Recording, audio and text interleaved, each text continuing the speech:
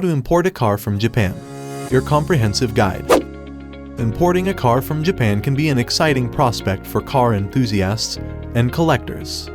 However, the process can seem daunting and complex, especially for those unfamiliar with the procedures involved. Understanding the steps involved is essential to avoid potential issues and ensure that the car import process runs smoothly.